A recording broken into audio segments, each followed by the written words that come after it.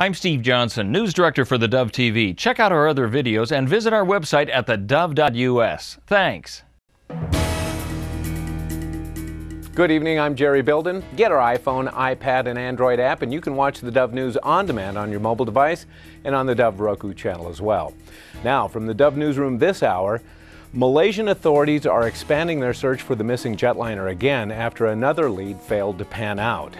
Planes were sent today to search an area off of the southern tip of Vietnam where Chinese satellite images reportedly showed 3 floating objects, but the searchers spotted nothing. Malaysia's transport minister says the search area is being expanded because it's possible the plane could have flown for several hours after its last contact with the ground.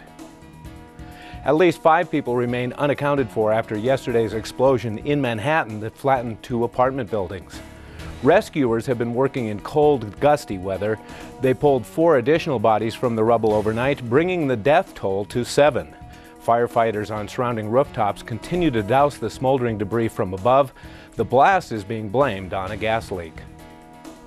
Even though gas prices are higher than they were a month ago, there are still bright spots in the recent numbers.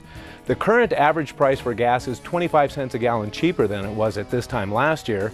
And the good news from Marie Dodds at AAA is that the projected peaks for this spring are lower than 2013's peak.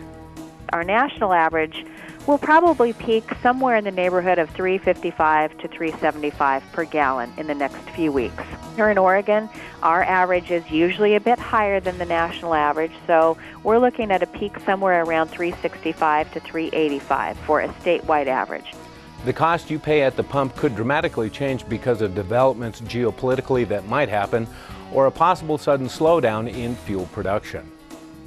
A viral outbreak that sickened more than 200 people at a White City Veterans Affairs facility has subsided.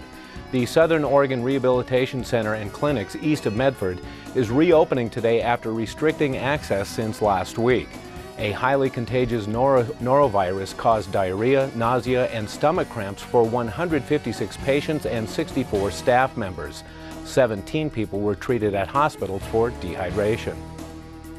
And Portland State University faculty members have authorized their union leaders to call a strike if they can't reach agreement with the school administration on a new contract. The Oregonian reports union leaders said early today the vote was 94% to authorize a strike. The university has 1,200 full-time faculty members. Now a quick look at our local weather brought to you by Grange Co-op.